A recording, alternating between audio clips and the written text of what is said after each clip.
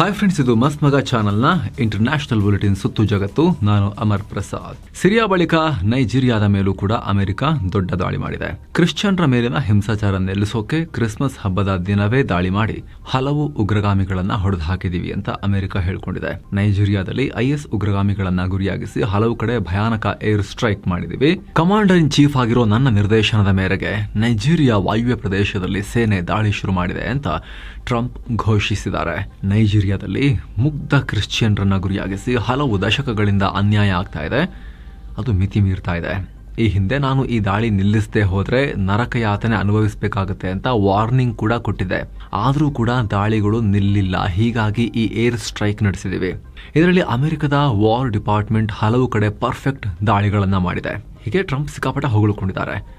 ಅಷ್ಟೇ ಅಲ್ಲ, ನನ್ನ ಲೀಡರ್ಶಿಪ್ನಲ್ಲಿ ಅಮೆರಿಕ ಮೂಲಭೂತವಾದ ಭಯೋತ್ಪಾದನೆಯನ್ನ ಬೆಳೆಯೋಕೆ ಬಿಡೋದಿಲ್ಲ. ಹೀಗೆ ದೇವರು ನಮ್ಮ ಅಮೆರಿಕ ಸೇನೆಗೆ ಆಶೀರ್ವಾದ ಮಾಡ್ತಾನೆ ಇರಲಿ. ಮೃತ ಉಗ್ರರು ಸೇರಿದ ಹಾಗೆ ಎಲ್ಲರಿಗೂ ಕೂಡ ಕ್ರಿಸ್ಮಸ್ ಹಬ್ಬದ ಶುಭಾಶಯ, ಮೇರಿ ಕ್ರಿಸ್ಮಸ್ ಅಂತ ಟ್ರಂಪ್ ಪೋಸ್ಟ್ ಹಾಕಿದ್ದಾರೆ. ಮೃತ ಉಗ್ರರಿಗೂ ಕ್ರಿಸ್ಮಸ್ ಶುಭಾಶಯ ಅಂತೆ ಟ್ರಂಪ್. ನೈಜೀರಿಯಾದ ಅಧಿಕಾರಿಗಳ ಮನವಿ ಮೇರೆಗೆ ನಾವು ಈ ದಾಳಿ ಮಾಡಿ ಹಲವು ಐಎಸ್ ಉಗ್ರಗಾಮಿಗಳನ್ನ ಹೊಡೆದು ಹಾಕಿದೀವಿ ಅಂತ ಅಮೆರಿಕ ಮಿಲಿಟರಿಯ ಆಫ್ರಿಕಾ ಕಮಾಂಡ್ ಮಾಹಿತಿ ಕೊಟ್ಟಿದೆ. ಅಲ್ಲದೆ ದಾಳಿ ಮಾಡಿದ ವಿಡಿಯೋಗಳನ್ನ ಕೂಡ ಅಮೆರಿಕದ ಡಿಪಾರ್ಟ್ಮೆಂಟ್ ಆಫ್ ವಾರ್ ರಿಲೀಸ್ ಮಾಡಿದೆ. ಅದರಲ್ಲಿ ಏರ್ ಕ್ರಾಫ್ಟ್ ಕ್ಯಾರಿಯರ್ ನಿಂದ ಮಿಸೈಲ್ ಗಳನ್ನ ಲಾಂಚ್ ಮಾಡ್ತಿರೋ ದೃಶ್ಯ ಕಂಡುಬಂದಿದೆ. ಇತ್ತೀಚೆಗಷ್ಟೇ ನೈಜೀರಿಯಾದ ಕ್ರಿಶ್ಚಿಯನ್ರನ್ನ ಗುರಿಯಾಗಿಸಿ ಐಎಸ್ ಉಗ್ರರು ದಾಳಿ ಮಾಡ್ತಿದ್ದಾರೆ. ಇದು ನಿಲ್ಲಬೇಕು, ಇಲ್ಲ ಅಂದ್ರೆ ಮಿಲಿಟರಿ ಆಕ್ಷನ್ ತಗೋತೀವಿ ಅಂತ ಟ್ರಂಪ್ ವಾರ್ನಿಂಗ್ ಕೊಟ್ಟಿದ್ರು. ಬಳಿಕ ನೈಜೀರಿಯಾದಲ್ಲಿ ಅಮೆರಿಕ ವಿಮಾನ ಹಾರಾಟ ಕೂಡ ನಡೆಸಿ ಅಲ್ಲಿನ ಉಗ್ರರ ಬಗ್ಗೆ ಮಾಹಿತಿ ಕಲೆ ಹಾಕ್ತಿದೆ ಅಂತ ವರದಿಯಾಗಿತ್ತು. ಅದರ ಬೆನ್ನಲ್ಲೇ ಅಮೆರಿಕ ಈ ದೊಡ್ಡ ದಾಳಿ ಮಾಡಿದೆ. ಇನ್ನೊತ್ತ ಸಿರಿಯಾ ಭದ್ರತಾ ಪಡೆಗಳು ಕೂಡ ಐಎಸ್ ಉಗ್ರಗಾಮಿಗಳನ್ನ ಗುರಿಯಾಗಿಸಿ ದಾಳಿ ಮಾಡಿದ್ದಾರೆ. ಈ ವೇಳೆ ಡಮಾಸ್ಕಸ್ ಬಳಿ ಐಎಸ್ ಸಂಘಟನೆಯ ಹಿರಿಯ ಕಮಾಂಡರ್ ಮೊಹಮ್ಮದ್ ಶಹಾದೆ ಅನ್ನೋದನ್ನ ಹೊಡೆದು ಹಾಕಿದ್ದೇವೆ. ಈತ ದೇಶದ ಭದ್ರತೆಗೆ ಅಪಾಯವನ್ನ ಉಂಟು ಮಾಡ್ತಾ ಇದ್ದ. ಹಾಗಾಗಿ ಈತನ ಕಥೆ ಮುಗಿಸಿದೀವಿ ನಾವು ಅಂತ ಸಿರಿಯಾದ ಆಂತರಿಕ ಸಚಿವಾಲಯ ಹೇಳಿದೆ. ಈ ಮೂಲಕ ಐಎಸ್ ಉಗ್ರರ ವಿರುದ್ಧ ಸಿರಿಯಾದಲ್ಲಿ ಅಮೆರಿಕದ ದಾಳಿ ಬೆನ್ನಲ್ಲೇ ಅಲ್ಲಿನ ಅಹಮದ್ ಅಲ್ ಶರಾ ಸರ್ಕಾರ ಕೂಡ ದೊಡ್ಡ ಕಾರ್ಯಾಚರಣೆ ನಡೆಸುತ್ತಿರುವುದು ಗೊತ್ತಾಗಿದೆ. ಆತ ಟರ್ಕಿಯಲ್ಲೂ ಐಎಸ್ ಉಗ್ರಗಾಮಿಗಳನ್ನ ಟಾರ್ಗೆಟ್ ಮಾಡಿ ದೊಡ್ಡ ಕಾರ್ಯಾಚರಣೆ ನಡೆಸಲಾಗಿದೆ. ಕ್ರಿಸ್ಮಸ್ ಮತ್ತು ಹೊಸ ವರ್ಷಾಚರಣೆಯನ್ನ ಗುರಿಯಾಗಿಸಿ ಹಲವು ಕಡೆ ದಾಳಿ ಮಾಡೋಕೆ ಪ್ಲಾನ್ ಮಾಡಿಕೊಂಡಿದ್ರು ಅಂತ ಸುಮಾರು 115 ಐಎಸ್ ಶಂಕಿತರನ್ನ ಟರ್ಕಿ ಅಧಿಕಾರಿಗಳು ಅರೆಸ್ಟ್ ಮಾಡಿದ್ದಾರೆ. ಮುಸ್ಲಿಮೇತರರ ವಿರುದ್ಧ ಉಗ್ರ ದಾಳಿ ನಡೆಸೋಕೆ ತಯಾರಿ ನಡೀತಾ ಇದೆ ಅಂತ ಗುಪ್ತಚರ ಮಾಹಿತಿ ಬಂತು. ಅದನ್ನ ಆಧರಿಸಿ ಸ್ಥಳೀಯ ಪೊಲೀಸರು ಕಾರ್ಯಾಚರಣೆ ಮಾಡಿದ್ದಾರೆ. ಒಟ್ಟು 124 ಸ್ಥಳಗಳಲ್ಲಿ ರೇಡ್ ಮಾಡಿ 137 ಶಂಕಿತರ ವಿರುದ್ಧ ಅರೆಸ್ಟ್ ವಾರೆಂಟ್ ಹೊರಡಿಸಲಾಗಿತ್ತು. ಈ ಪೈಕಿ 115 ಶಂಕಿತರನ್ನ ಹೆಡೆಮುರಿ ಕಟ್ಟಲಾಗಿದೆ. ಈ ಟೈಮ್ನಲ್ಲಿ ಅವರ ಬಳಿ ಇದ್ದ ಕೆಲ ದಾಖಲೆ, ಶಸ್ತ್ರಾಸ್ತ್ರಗಳನ್ನ ಕೂಡ ವಶಪಡಿಸಿಕೊಳ್ಳಲಾಗಿದೆ ಅಂತ ಇಸ್ತಾಂಬುಲ್ ಅಧಿಕಾರಿಗಳು ಹೇಳಿದ್ದಾರೆ. ಇರಾನ್ ಕಡೆ ಸಿರಿಯಾದಲ್ಲಿ ಅಕ್ರಮ ಶಸ್ತ್ರಾಸ್ತ್ರ ಮತ್ತು ನಶಾವಸ್ತು ದಂಧೆಕೋರರನ್ನ ಗುರಿಯಾಗಿಸಿ ಜೋರ್ಡನ್ ದಾಳಿ ಮಾಡಿದೆ. ಈ ಮೂಲಕ ಕಳೆದ ಶನಿವಾರದ ಬಳಿಕ ಜೋರ್ಡನ್ 2ನೇ ಬಾರಿ ಸಿರಿಯಾ ಮೇಲೆ ದಾಳಿ ಮಾಡಿದಂತಾಗಿದೆ. ಸಿರಿಯಾದಲ್ಲಿರೋ ಐಎಸ್ ಉಗ್ರರ ನೆಲೆಗಳ ಮೇಲೆ ದಾಳಿ ಮಾಡೋಕೆ ಅಮೆರಿಕ ಜೊತೆ ನಾವು ಕೈ ಜೋಡಿಸಿದೀವಿ. ಸಿರಿಯಾದಲ್ಲಿರೋ ಅಕ್ರಮ ಶಸ್ತ್ರಾಸ್ತ್ರ, ನಶಾವಸ್ತು ತಯಾರಿಕಾ ಕೇಂದ್ರಗಳ ಮೇಲೆ ದಾಳಿ ಮಾಡಿದೀವಿ. ಇಲ್ಲಿಂದ ನಮ್ಮ ದೇಶಕ್ಕೆ ಅಕ್ರಮವಾಗಿ ಆಯುಧ ಮತ್ತು ಮಾದಕ ವಸ್ತುಗಳನ್ನ ಕಳ್ಳ ಸಾಗಾಣಿಕೆ ಮಾಡಲಾಗಿತ್ತು. ಅದಕ್ಕೆ ಈ ಕಾರ್ಯಾಚರಣೆ ನಡೆಸಿದ್ವಿ ಅಂತ ಜೋರ್ಡನ್ ಮಿಲಿಟರಿ ಹೇಳಿದೆ. ಅತ್ತ ಸಿರಿಯಾದ ಪ್ರತ್ಯಕ್ಷದರ್ಶಿಗಳು ಕೂಡ ಈ ದಾಳಿ ಭಯಾನಕವಾಗಿತ್ತು ಅಂತ ಹೇಳ್ಕೊಂಡಿದ್ದಾರೆ. ಆದ್ರೆ ಇಲ್ಲಿ ಜೋರ್ಡನ್ ಯಾವ ಗುಂಪಿನ ವಿರುದ್ಧ ದಾಳಿ ಮಾಡಿದೆ, ಅದರಿಂದ ಎಷ್ಟು ಹಾನಿಯಾಗಿದೆ ಅನ್ನೋದು ಇನ್ನಷ್ಟೇ ಗೊತ್ತಾಗಬೇಕಾಗಿದೆ. ಹಾಗೆ ಸ್ನೇಹಿತರೆ, ಎಲ್ಲ ಮೆಂಬರ್ ಓನ್ಲಿ ವಿಡಿಯೋಸ್ ಅನ್ನ ನೀವು ಕೂಡ ನೋಡೋಕೆ ವಿಡಿಯೋ ಕೆಳಗಿರೋ ಜಾಯಿನ್ ಆಪ್ಷನ್ ಮೂಲಕ ಮಸ್ತ್ ಮಗ ಪ್ರೀಮಿಯಂ ಮೆಂಬರ್ಶಿಪ್ ಕುಟುಂಬವನ್ನ ಸೇರಬಹುದು. ರಷ್ಯಾ ಮತ್ತು ಯುಕ್ರೇನ್ ಸಂಘರ್ಷದಲ್ಲಿ ದೊಡ್ಡ ಬೆಳವಣಿಗೆಯಾಗಿದೆ. ರಷ್ಯಾದ ಹಲವು ಆಯಿಲ್ ಮತ್ತು ಗ್ಯಾಸ್ ಫೆಸಿಲಿಟೀಸ್ ಮೇಲೆ ಯುಕ್ರೇನ್ ಭೀಕರ ದಾಳಿ ಮಾಡಿದೆ. ಬ್ರಿಟನ್ನ ಸ್ಟಾರ್ಮ್ ಶಾಡೋ ಕ್ರೂಸ್ ಮಿಸೈಲ್ಸ್ ಮತ್ತು ಸ್ಥಳೀಯವಾಗಿ ನಿರ್ಮಿಸಿದ ಲಾಂಗ್ ರೇಂಜ್ ಡ್ರೋನ್ಗಳನ್ನ ಲಾಂಚ್ ಮಾಡಲಾಗಿದೆ. ಹೇಗಂತ ಯುಕ್ರೇನ್ ಸೇನೆ ಮಾಹಿತಿ ಕೊಟ್ಟಿದೆ. ರಷ್ಯಾದ ರೋಸ್ಟೋವ್ ಪ್ರದೇಶದಲ್ಲಿರೋ ನೋವೋಶ್ಕಟಿನ್ಸ್ಕ್ ಆಯಿಲ್ ರಿಫೈನರಿ ಮೇಲೆ ದಾಳಿಯಾಗಿದೆ. ಇದು ರಷ್ಯಾದ ಅತಿದೊಡ್ಡ ಆಯಿಲ್ ಪ್ರಾಡಕ್ಟ್ ಸಪ್ಲೈಯರ್ಗಳಲ್ಲಿ ಒಂದು. ಇದು ಯುಕ್ರೇನ್ ವಿರುದ್ಧ ಹೋರಾಡೋಕೆ ರಷ್ಯಾ ಸೇನೆಗೆ ಬೇಕಾದ ಡೀಸೆಲ್ ಮತ್ತು ಜೆಟ್ ಫ್ಯೂಲ್ ಅನ್ನ ಸಪ್ಲೈ ಮಾಡುತ್ತೆ. ಮತ್ತೊಂದು ಕಡೆ ಯುಕ್ರೇನ್ ತಯಾರಿಸೋ ಲಾಂಗ್ ರೇಂಜ್ ಡ್ರೋನ್ಗಳು ರಷ್ಯಾದ ಟೆಮುರುಕ್ ನಗರದಲ್ಲಿರೋ ಬಂದರಿನ ಆಯಿಲ್ ಪ್ರಾಡಕ್ಟ್ ಟ್ಯಾಂಕ್ಸ್ ಮತ್ತು ಆರೆನ್ಬರ್ಗ್ ನಗರದಲ್ಲಿರೋ ಗ್ಯಾಸ್ ಪ್ರೊಸೆಸಿಂಗ್ ಪ್ಲಾಂಟ್ ಮೇಲೆ ದಾಳಿ ಮಾಡಿದ್ದಾರೆ. ಆರೆನ್ಬರ್ಗ್ನ ಗ್ಯಾಸ್ ಪ್ರೊಸೆಸಿಂಗ್ ಪ್ಲಾಂಟ್ ಇಡೀ ಜಗತ್ತಲ್ಲೇ ಅತಿದೊಡ್ಡ ಗ್ಯಾಸ್ ಪ್ರೊಸೆಸಿಂಗ್ ಫೆಸಿಲಿಟೀಸ್ ಅಲ್ಲಿ ಒಂದು. ಇದು ಯುಕ್ರೇನ್ ಗಡಿಯಿಂದ 1400 ಕಿಲೋಮೀಟರ್ ಒಳಗಡೆ ಇದೆ. ಆದರೆ ಯುಕ್ರೇನ್ ಡ್ರೋನ್ಗಳು ಅಲ್ಲಿಗೂ ನುಗ್ಗಿ ದಾಳಿ ಮಾಡಿವೆ. ರಷ್ಯಾದ ಬಹುತೇಕ ಭಾಗಗಳಲ್ಲಿ ಸ್ಫೋಟ ಉಂಟಾಗಿದೆ. ಟಾರ್ಗೆಟ್ಗಳನ್ನು ಹೊಡೆಯಲಾಗಿದೆ. ಯುಕ್ರೇನ್ ದಾಳಿ ಕುರಿತು ರಿಯಾಕ್ಟ್ ಮಾಡಿರೋ ರಷ್ಯಾ ಸ್ಥಳೀಯ ಅಧಿಕಾರಿಗಳು ಟೆಮ್ರೂಕ್ನಲ್ಲಿರೋ 2 ಆಯಿಲ್ ಪ್ರಾಡಕ್ಟ್ ಟ್ಯಾಂಕ್ಗಳ ಮೇಲೆ ಡ್ರೋನ್ ದಾಳಿಯಾಗಿ ಬೆಂಕಿ ಹತ್ಕೊಂಡಿದೆ. 2,000 ಚದರ ಮೀಟರ್ ವರೆಗೂ ಬೆಂಕಿ ಹರಡಿಕೊಂಡಿದೆ ಅಂತ ಹೇಳಿದ್ದಾರೆ. ಆದರೆ ಪ್ರಾಣ ಹಾನಿ ಆಗಿರೋ ಬಗ್ಗೆ ಮಾಹಿತಿ ಇಲ್ಲ.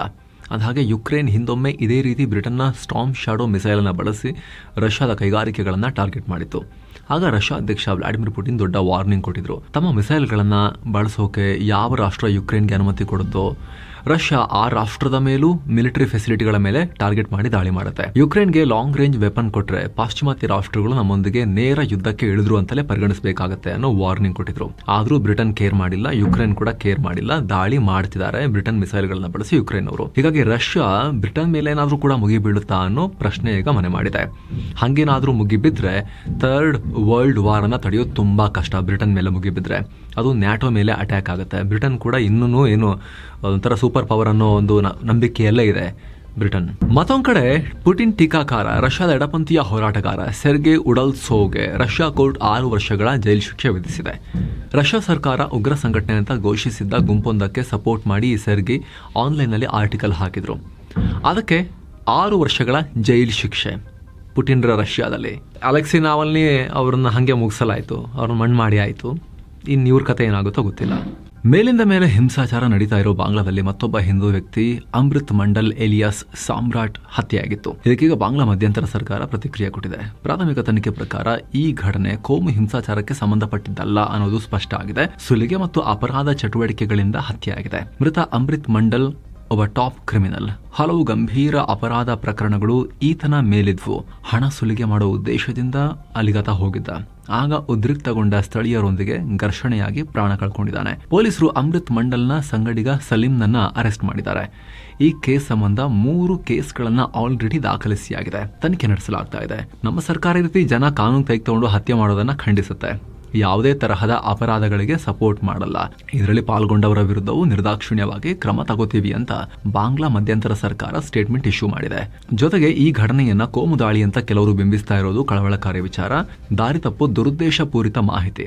ಇದನ್ನ ಈ ಕೂಡಲೇ ನಿಲ್ಲಿಸಬೇಕು ಅಂತ ಹೇಳಿದೆ. ಇನ್ನೊಂದು ಕಡೆ ಬಾಂಗ್ಲಾದ ಚಟ್ಟೋಗ್ರಾಮ್ನಲ್ಲಿ ಹಿಂದೂಗಳ ಮನೆಗಳಿಗೆ ದುಷ್ಕರ್ಮಿಗಳು ಬೆಂಕಿ ಇಟ್ಟು ಬೆದರಿಕೆ ಸಂದೇಶವನ್ನ ಕೊಟ್ಟು ಹೋಗಿದ್ರು.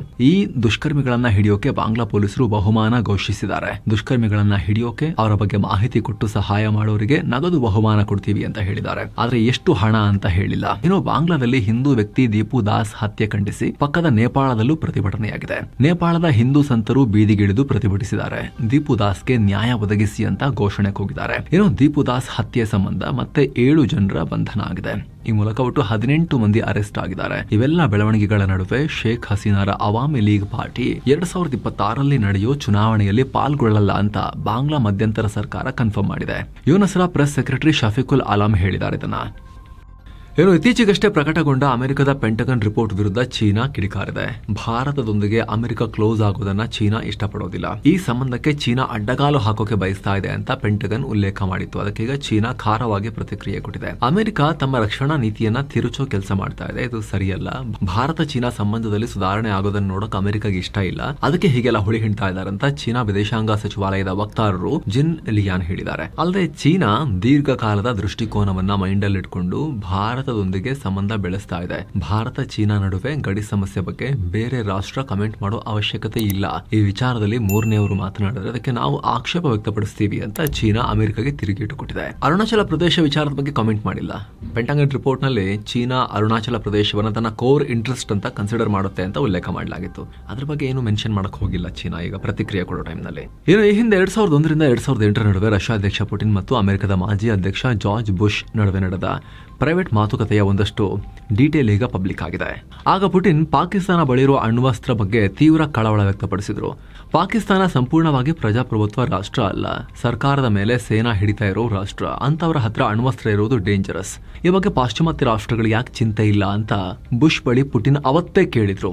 ಅದರ ಬಗ್ಗೆ ವಾರ್ನಿಂಗ್ ಕೊಟ್ಟಿದ್ರು ಅಂತ ಗೊತ್ತಾಗಿದೆ. ಪುಟಿನ್ ಪಾಕಿಸ್ತಾನ ಬಗ್ಗೆ ಎಚ್ಚರಿಕೆ ಕೊಟ್ಟರೆ ಜಾರ್ಜ್ ಬುಷ್ ಅವರು ಚೀನಾ ಕುರಿತು ಎಚ್ಚರಿಕೆ ಕೊಟ್ಟಿದ್ರು. ಚೀನಾ ಹೆಂಗೆ? ಚೀನಾ ಬೆಳವಣಿಗೆ ಅಮೆರಿಕ ಮತ್ತು ರಷ್ಯಾ ಇಬ್ಬರಿಗೂ ದೀರ್ಘಕಾಲದಲ್ಲಿ ಚಾಲೆಂಜೇ ಅಲ್ವಾ? ಚರ್ಚೆ ಮಾಡಿದ್ರು. ಆ ಸ್ಟ್ರಾಟಜಿಕ್ ಚಾಲೆಂಜ್ ಅನ್ನು ನಾವು ಫೇಸ್ ಮಾಡಬೇಕಾಗತ್ತಲ್ವಾ ಅಂತ ಡಿಸ್ಕಸ್ ಮಾಡಿದ್ರು. ಆದರೆ ಪುಟಿನ್ ಆಗೋದನ್ನ ಸಂಪೂರ್ಣವಾಗಿ ಒಪ್ಕೊಂಡಿರಲಿಲ್ಲ. ರಷ್ಯಾಗಿಂತ ಜಾಸ್ತಿ ಅಮೆರಿಕಾಗೆ ಚೀನಾ ಲಾಂಗ್ ಟರ್ಮ್ ಥ್ರೆಟ್ ಆಗ್ಬೋದು ಅಂತ ಹೇಳಿದ್ರು. ನಮಗೇನಷ್ಟಲ್ಲ ಅಂತ ಹೇಳಿದ್ರು ಅಂತ ಉಲ್ಲೇಖ ಆಗಿದೆ. ಏನು ಕೆರಿಬಿಯನ್ ಸಮುದ್ರದಲ್ಲಿ ವೆನೆಜುವೆಲಾ ಆಯಿಲ್ ಟ್ಯಾಂಕರ್ಗಳನ್ನ ಅಮೆರಿಕ ಸೀಸ್ ಮಾಡ್ತಿರೋದಕ್ಕೆ ರಷ್ಯಾ ಕೆಂಡ ಕಾರಿದೆ. ಅಮೆರಿಕ ಈ ರೀತಿ ಮಾಡ್ತಿರೋದು ಕಾನೂನು ಪ್ರಕಾರ ದೊಡ್ಡ ಅಪರಾಧ. ಇದೊಂಥರ ಹಡಗುಗಳನ್ನ ಕದ್ದ ಹಾಗೆ, ಹೈಜಾಕ್ ಮಾಡಿದ ಹಾಗೆ. ಅಮೆರಿಕ ಅಂತಾರಾಷ್ಟ್ರೀಯ ಕಾನೂನುಗಳನ್ನ ಉಲ್ಲಂಘಿಸಿ ಪೈರೇಟ್ ತರ ಬಿಹೇವ್ ಮಾಡ್ತಿದೆ ಅಂತ ರಷ್ಯಾ ವಿದೇಶಾಂಗ ಸಚಿವಾಲಯದ ವಕ್ತಾರೆ ಮರಿಯಾ ಝಾಕರೋವಾ ಹೇಳಿದ್ದಾರೆ. ಹಾಗೆ ವೆನೆಜುವೆಲಾ ಅಧ್ಯಕ್ಷ ನಿಕೋಲಸ್ ಮಡುರೋಗೆ ಬೆಂಬಲ ಸೂಚಿಸಿ ಉದ್ವಿಗ್ನತೆಯನ್ನ ಕಮ್ಮಿ ಮಾಡುವಂತೆ ಒತ್ತಾಯಿಸಿದ್ದಾರೆ. ಇಸ್ರೇಲ್ ಲೆಬನಾನ್ನಲ್ಲಿ ದೊಡ್ಡ ಬೇಟೆಯಾಡಿದೆ. ಇರಾನ್ನ ಕುದ್ಸ್ ಫೋರ್ಸ್ನ ಪ್ರಮುಖ ಸದಸ್ಯ ಹುಸೇನ್ ಮಹಮೂದ್ ಮರ್ಷಾದ್ ಅಲ್ ಜವಾಹಿರಿ ಅನ್ನೋದನ್ನ ಹೊಡೆದು ಹಾಕಿದೀವಿ ಅಂತ ಇಸ್ರೇಲ್ ಸೇನಾಧಿಕಾರಿಗಳು ಹೇಳಿದ್ದಾರೆ. ಈ ಜವಾಹಿರಿ ಲೆಬನಾನ್ನಲ್ಲಿರೋ ಕುದ್ಸ್ ಪಡೆಯ ಪ್ರಮುಖ ಮೆಂಬರ್. ಇರಾನ್ನ ಇಸ್ಲಾಮಿಕ್ ರೆವಲ್ಯೂಷನರಿ ಗಾರ್ಡ್ ಕೋರ್ನ ನಿರ್ದೇಶನದಂತೆ ಕೆಲಸ ಮಾಡ್ತಿದ್ದ. ಹಲವು ಬಾರಿ ಇಸ್ರೇಲ್ ವಿರುದ್ಧ ಭಯೋತ್ಪಾದನಾ ಕೃತ್ಯಗಳಲ್ಲಿ ಭಾಗಿಯಾಗಿದ್ದ. ಅದಕ್ಕೆ ಈತನ ಕತೆ ಮುಗಿಸಾಕಿದೀವಿ ನಾವು ಅಂತ ಅಧಿಕಾರಿಗಳು ಹೇಳಿದ್ದಾರೆ. ಆದರೆ ಈ ಜವಾಹಿರಿ ಸಾವಿನ ಬಗ್ಗೆ ಲೆಬನಾನ್ ಮತ್ತು ಇರಾನ್ ಕಡೆಯಿಂದ ಇಲ್ಲಿವರೆಗೂ ಯಾವುದೇ ಕಾಮೆಂಟ್ ಬಂದಿಲ್ಲ. ಮತ್ತೊಂದು ಕಡೆ ವೆಸ್ಟ್ ಬ್ಯಾಂಕ್ ನಲ್ಲಿರೋ ಕ್ರಿಸ್ಮಸ್ ಟ್ರೀಗೆ ಬೆಂಕಿ ಹಚ್ಚಲಾಗಿದೆ. ಈ ಘಟನೆ ಸಂಬಂಧ 3 ಪ್ಯಾಲೆಸ್ತೇನಿಗಳನ್ನ ಅರೆಸ್ಟ್ ಮಾಡಲಾಗಿದೆ ಅಂತ ಪ್ಯಾಲೆಸ್ತೇನ್ ಆಡಳಿತದ ಪೊಲೀಸರು ಹೇಳಿದ್ದಾರೆ. ಜನಿನ್ ಸಿಟಿಯಲ್ಲಿ ಈ ಘಟನೆಯಾಗಿದೆ. ಇನ್ನು ಯುಕೆನಲ್ಲಿ ಪಾಕ್ ಮಾಜಿ ಪ್ರಧಾನಿ ಇಮ್ರಾನ್ ಖಾನ್ ಬೆಂಬಲಿಗ ಅವರ ಮಾಜಿ ಸಲಹೆಗಾರ ಮಿರ್ಜಾ ಶಾಹದ್ ಅಕ್ಬರ್ ಅನ್ನೋರ ಮೇಲೆ ಹಲ್ಲೆಯಾಗಿದೆ. ಪಾಕ್ ಸೇನಾಪಡೆಗಳ ಮುಖ್ಯಸ್ಥ ಒಬ್ಬ ಹೇಡಿ ಕಳೆದ 3.5 ವರ್ಷಗಳಿಂದ ಜನರನ್ನ ಹೆದರಿಸಿ ಬೆದರಿಸಿ ಉಗ್ರ ಕೃತ್ಯಗಳನ್ನು ನಡೆಸುವ ಮೂಲಕ ಪಾಕಿಸ್ತಾನವನ್ನು ಆಳ್ತಾ ಇದ್ದಾನೆ ಮುನೀರಾ ಅಂತ ಟೀಕೆ ಮಾಡಿದ್ರು ಇವರು. ಅದರ ಬೆನ್ನಲ್ಲೇ ಯುಕೆನಲ್ಲಿರೋ ಶಹಜಾದ್ ಅಕ್ಬರ್ ಮನೆಗೆ ಮಾಸ್ಕ್ ಹಾಕೊಂಡು ಬಂದ ಅಪರಿಚಿತ ವ್ಯಕ್ತಿಗಳು ಹೊಡೆದು ಹಾಕಿದ್ದಾರೆ, ಮುಖಕ್ಕೆ ಹೊಡೆದಿದ್ದಾರೆ. ಇದರಿಂದ ಶಹಜಾದ್ ಮೂಗು ಮತ್ತು ದವಡೆನೆ ಮುರಿದು ಹೋಗಿದೆ. ಮುನೀರನೇ ಮಾಡಿಸಿರೋ ಕೆಲಸ ಅನ್ನೋ ಚರ್ಚೆ ನಡೀತಾ ಇದೆ. ಈ ಹಿಂದೆ 2023ರಲ್ಲಿ ಇವ್ರ ಮೇಲೆ ಆಸಿಡ್ ಹಾಕಲಾಗಿತ್ತು, ಆಲ್ತಿ ದಾಳಿ ಮಾಡಲಾಗಿತ್ತು. ಈಗ ಮತ್ತೆ ಮುಖ ಮೂತಿ ಎಲ್ಲ ಮುರಿದು ಹೋಗಿದೆ, ಇವ್ರದೀಗ ಹೊಡೆದು ಹೋಗಿದ್ದಾರೆ. ಹಾಗೆ ಥೈಲ್ಯಾಂಡ್ ಮತ್ತು ಕಂಬೋಡಿಯಾ ಗಡಿ ಭಾಗದಲ್ಲಿರೋ ವಿಷ್ಣು ದೇವರ ಪ್ರತಿಮೆಯನ್ನ ಥೈಲ್ಯಾಂಡ್ ಧ್ವಂಸ ಮಾಡಿರೋದಕ್ಕೆ ಭಾರತ ಖಂಡಿಸಿತ್ತಲ್ಲ, ಅದಕ್ಕೆ ಥೈಲ್ಯಾಂಡ್ ಸ್ಪಷ್ಟೀಕರಣ ಕೊಟ್ಟಿದೆ. ಧ್ವಂಸ ಆಗಿರೋ ಪ್ರತಿಮೆ ನೋಂದಾಯಿತ ಧಾರ್ಮಿಕ ಸ್ಥಳ ಅಲ್ಲ.